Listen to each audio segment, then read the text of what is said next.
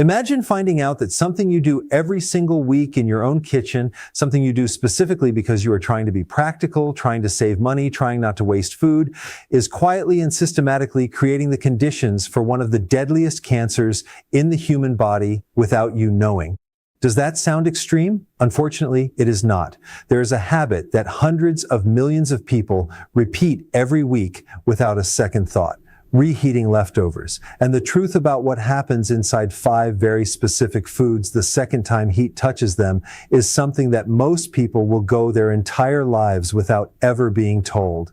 In the next few minutes, I am going to show you exactly which 5 foods are the most dangerous to reheat, what they are chemically turning into inside your body when you press that button, and why that transformation connects directly to one of the cancers with the lowest survival rates in all of modern medicine, pancreatic cancer. I am Dr. Eric Berg, and I'm going to tell you something today that I believe every single person who cooks at home deserves to know, because I have sat across from too many patients who received a devastating diagnosis and looked at me and asked, "Why did nobody warn me about this sooner? I am done staying quiet." The pancreas never warns you. Now here is what you need to understand before we begin. Your pancreas never warns you. It does not hurt when it is being damaged. It does not swell. It does not send you a signal while the damage is quietly building up inside it across months and years of the wrong daily habits. By the time you feel something wrong enough to go to a doctor, the cancer has, in the overwhelming majority of cases, already spread beyond the point where anything meaningful can be done. The 5-year survival rate is under 12%. 12%. That number is why every single thing I am about to show you matters so much, because at least 3 of these 5 foods are sitting in your refrigerator right now at this exact moment, waiting to be reheated tonight. Let us start with the one that I guarantee is going to shock you the most, because it is something the entire health and wellness world has been pushing you to eat more of for the past 20 years. Think about those crispy golden fries left over from last night, the ones you covered and told yourself you would finish tomorrow, that fried chicken you wrapped carefully in foil because it felt like a waste to throw away, that leftover spring roll sitting in the corner of your fridge. What do you do the next day? You probably toss it in the microwave, or even worse, you heat a little fresh oil in the pan to crisp it up again. It is exactly at that moment that you activate a chemical process inside that food that your pancreas has almost no defense against. And here's the part that almost nobody tells you. Cooking oils, specifically the ones most people have on their kitchen shelf right now, sunflower oil, corn oil, soybean oil, these are highly unstable under heat. When you heat them a second time, they undergo deep oxidative breakdown, and that process generates a class of toxic compounds called aldehydes.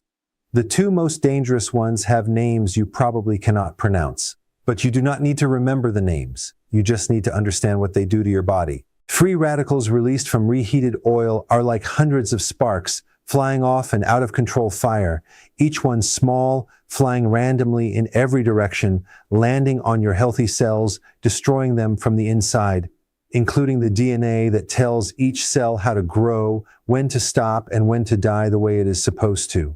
When that code is corrupted enough times, the cell stops following instructions. It starts multiplying when it should not. That is how cancer begins. And here is what is terrifying. Your pancreas is one of the most vulnerable organs to this specific type of attack. When you eat food loaded with these aldehyde compounds, your body triggers a full inflammatory response to try to contain the damage.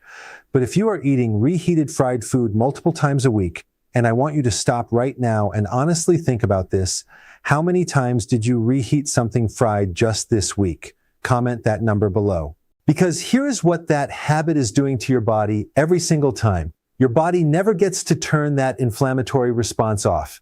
A permanently inflamed pancreas is a pancreas trying to do delicate precision work inside a burning building. Every enzyme it tries to produce, every signal it tries to send, every cell it tries to protect, all happening in a chemical war zone it was never designed to survive in.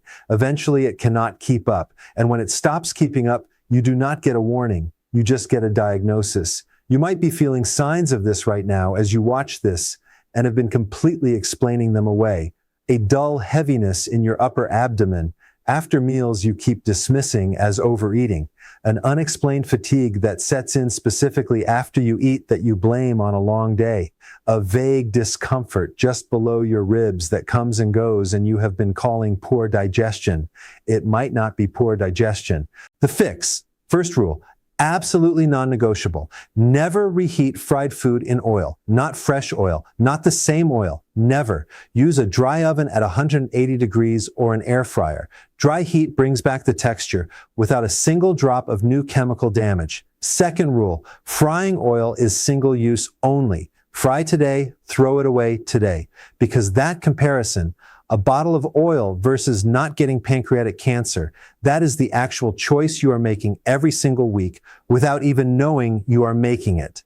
Now get ready because the second food on this list is going to surprise you far more than the first one did. I know this because it is something I myself have recommended to patients for years, something that appears on every superfoods list ever written, something that every nutrition expert on the planet calls one of the healthiest foods you can eat. And when you reheat it, it turns into something it absolutely should not. Picture Sunday evening. You cook a beautiful pan of sautéed spinach with garlic and olive oil, deep green, wilted perfectly. You feel genuinely good about yourself. You are being healthy. You are eating your greens. You are doing exactly what you are supposed to do. You put the leftovers in a container in the fridge. Monday lunch, you take it out and microwave it for 90 seconds. It smells exactly the same, looks exactly the same, tastes exactly the same. And while you are eating it, that second round of heat has just triggered a chemical reaction inside that spinach that the World Health Organization has officially linked to cancer risk. Here is what is happening inside that container. All leafy greens, spinach, kale, chard, arugula, all of them contain naturally occurring compounds called nitrates. Fresh, they are completely harmless, zero problem. But when you cook these vegetables and let them sit, bacteria naturally present in the food begin converting those harmless nitrates into something called nitrites.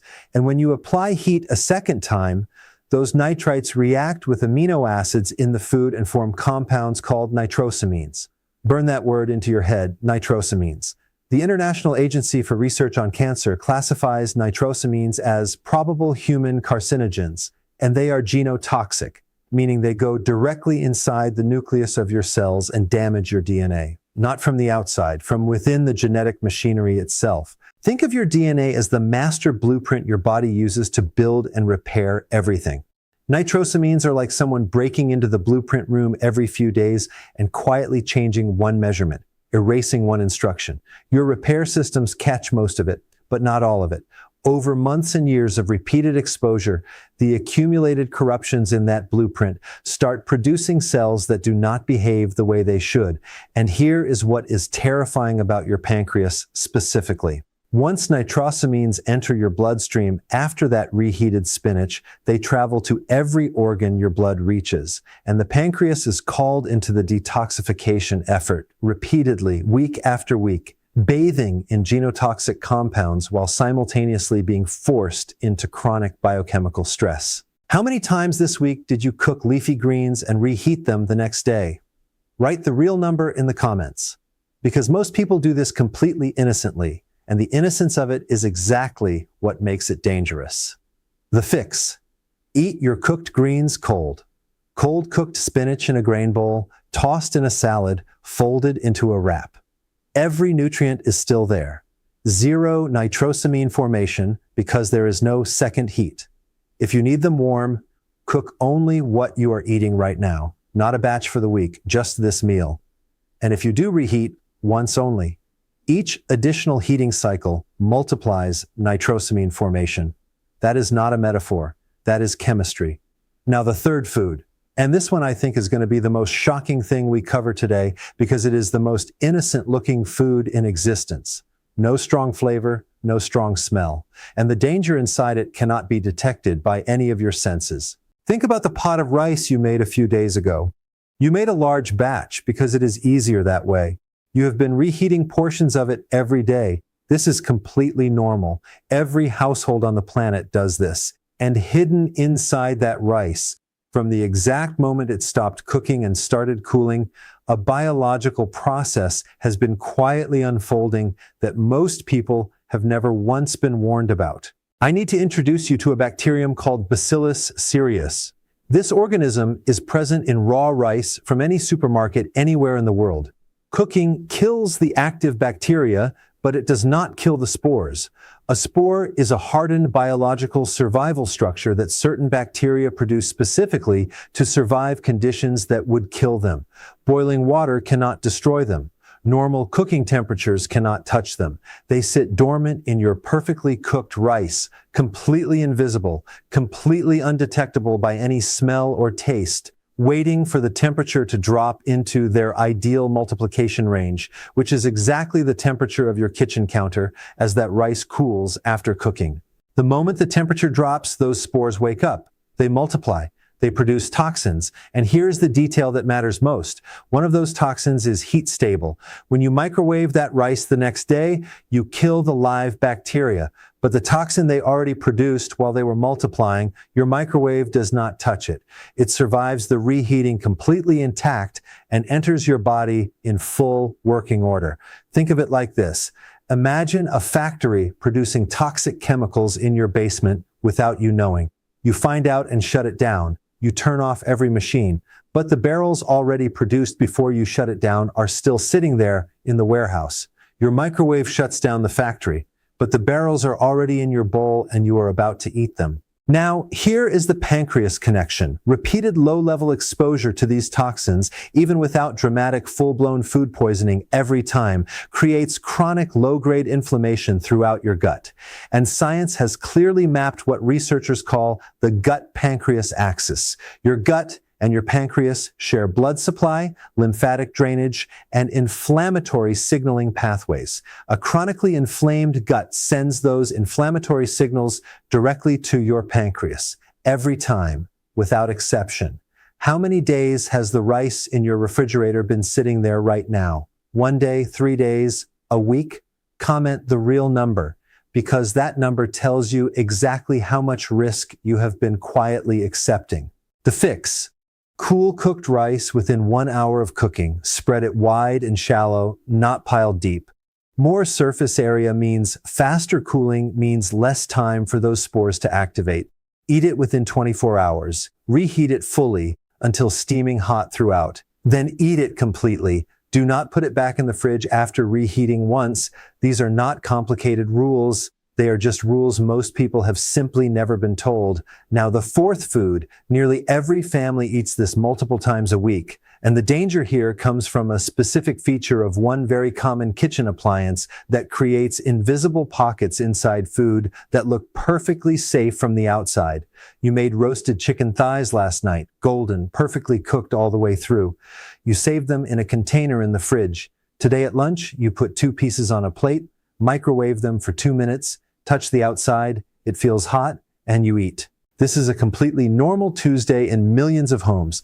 And the way that reheating happened, microwave, 2 minutes, touch, check on the outside, is exactly where the danger lives. Here is something most people do not know. A microwave does not heat food the way an oven does. It excites water molecules inside the food to generate heat. But different parts of the same piece of chicken have different water content, different density, different fat distribution. Some parts reach temperatures that kill bacteria.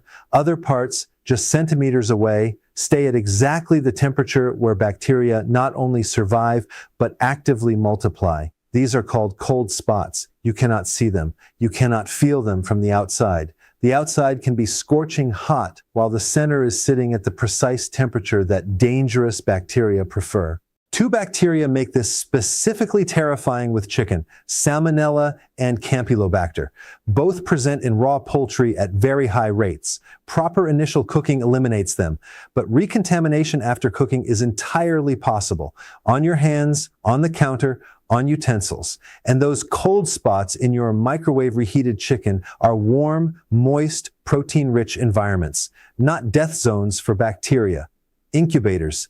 A salmonella infection is not a mild afternoon of discomfort. It is a systemic biological event. High fever, violent cramping, sustained vomiting, and diarrhea. Your entire immune system mobilized for war. And while that war is happening in your gut, your pancreas is not watching from the sidelines. It is pulled into the inflammatory response every single time. And here is what concerns me most. Full dramatic poisoning is not the only way this damages you. Repeated low doses, too small to knock you completely down, but enough to keep your gut in a state of low-grade chronic inflammation. Those are the exposures that accumulate quietly over years into conditions your pancreas simply cannot escape.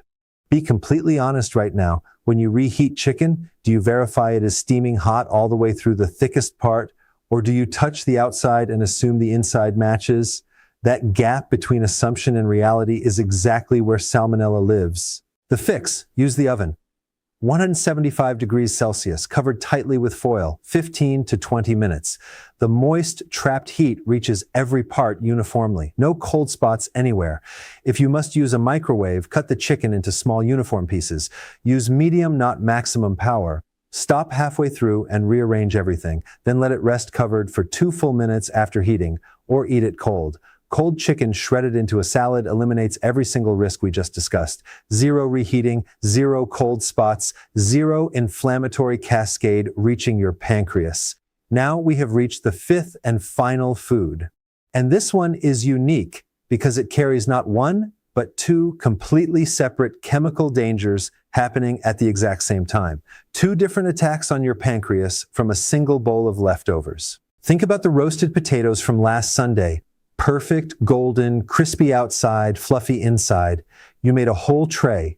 Monday evening, you take them out, toss them in a pan with a little oil to crisp them back up, and eat them, feeling resourceful. And right now, inside those potatoes, 2 completely independent chemical processes are attacking your pancreas from 2 different angles simultaneously.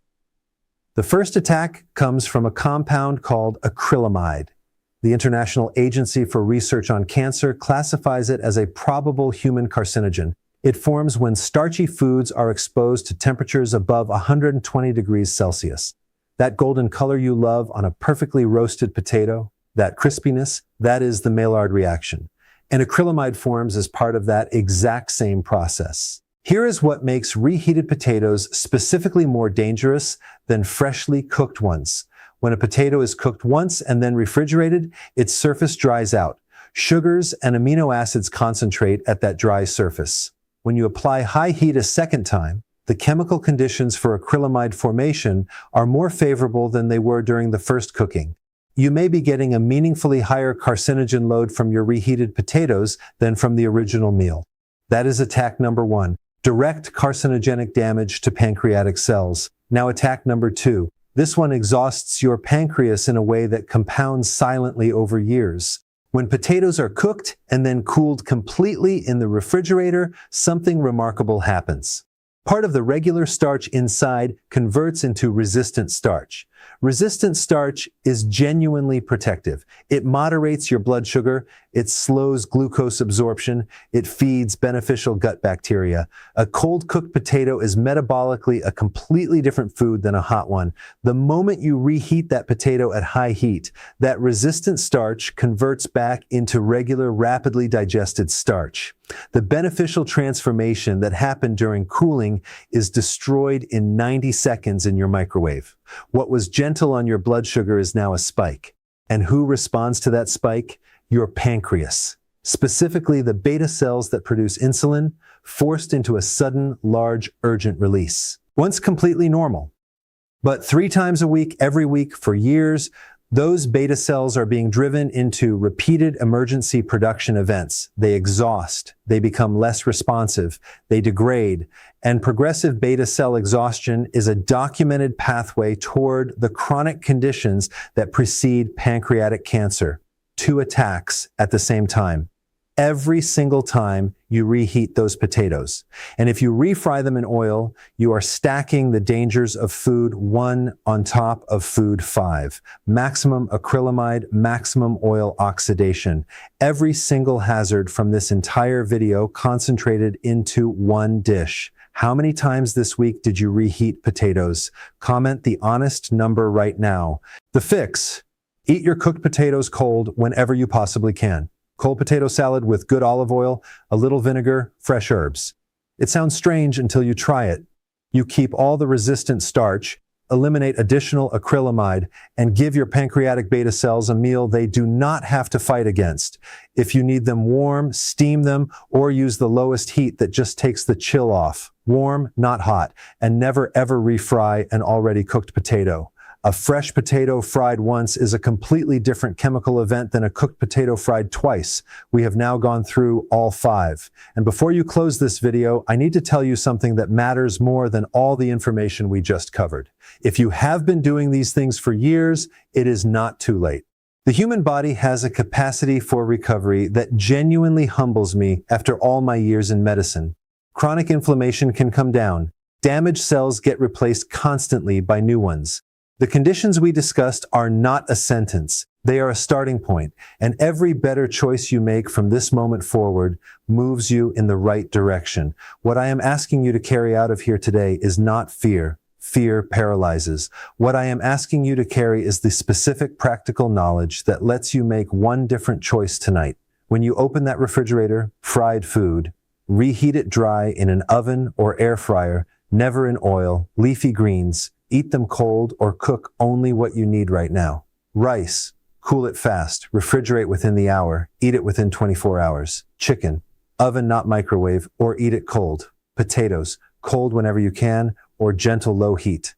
Small habits practiced consistently over months and years. Your pancreas has been working for you in complete silence every single day of your life, never once asking for anything in return. Start giving it something back.